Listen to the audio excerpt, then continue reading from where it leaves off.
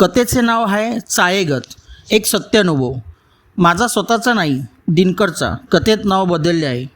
भीतीदायक, अंगावर काटा आणणारा असा हा प्रसंग ज्यांच्यासोबत घडला ते गृहस्थ सध्या भांडूपमध्ये राहत आहेत. विद्यार्थी दशेत त्यांच्या जन्मगावी तिरोडे कट्टा येथे हा प्रसंग त्यांच्यासोबत घडला.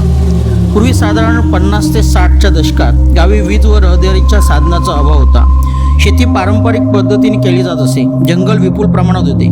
वन्य श्वापदांचा शेतीला त्रास होत असे. विशेषतः रानडुक्कर, सांबर, मोर यांचा फार उपद्रव शेतीला होई. दिनकरची शेती घरापासून लांब अंतरावर होती. त्यामुळे पीक कापणीच्या अगोदर त्याचे वडील व काका शेतात राखणीसाठी जात.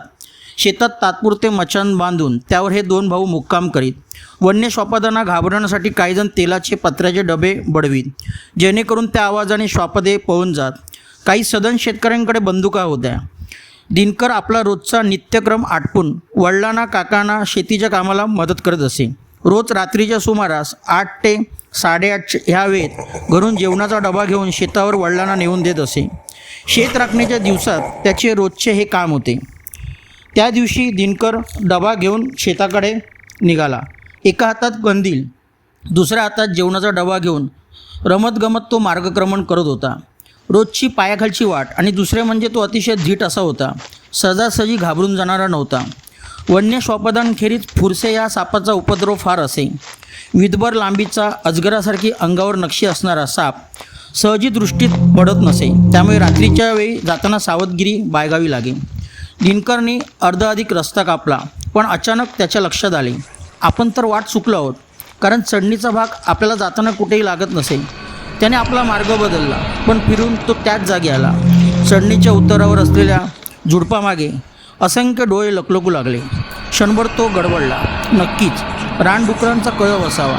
कंदिलाची ज्योत मोठी करून त्याने त्या प्रकाशात पाहिले, तर रानडुकरांचा कळपच होता. विचित्र भाग असा, त्यांच्या कळपाच्या मध्यभागी तिरडीसारखे काहीतरी त्याला दिसले. सफेद कपड्यात जसे शव गुंडाळून तिरडीवर ठेवतात तसेच काहीतरी त्याला दिसत होते. भास तर नसेल, एखादे शेतीच्या कोपऱ्यातले बुजगावणे तर नसेल. त्यांनी परत चढून उतरून दुसऱ्या वाटेने मार्गस्थ झाला.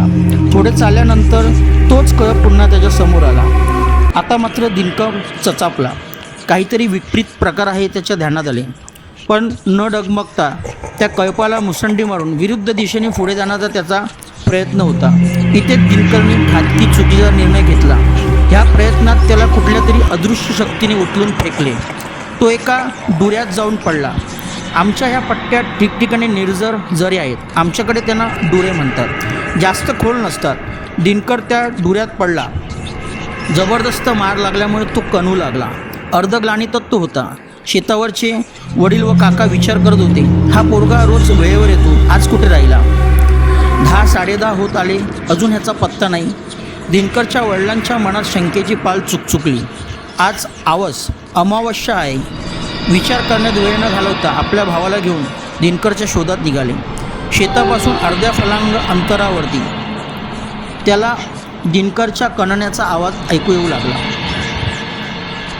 बघतात तो काय, दिनकर त्या पाण्यात जर्जर होऊन पडला होता. नशिबाने डोक्याला मार लागला नव्हता, पण मुकामार आणि अंग खरचडले होते. वडिलांनी तसाच दिनकरला पाठवून घेऊन घर गाठले. माऊलीचा अंगारा लावून त्याला पाणी पाजले. दिनकर तापाने फणफणत होता. शेजारी काकाने त्याला काडोपायरींची गोळी दिली. थोडा सावध झाल्यानंतर सर्व प्रकार त्यांनी वडिलांना सांगितला. वडिलांना समजून चुकले.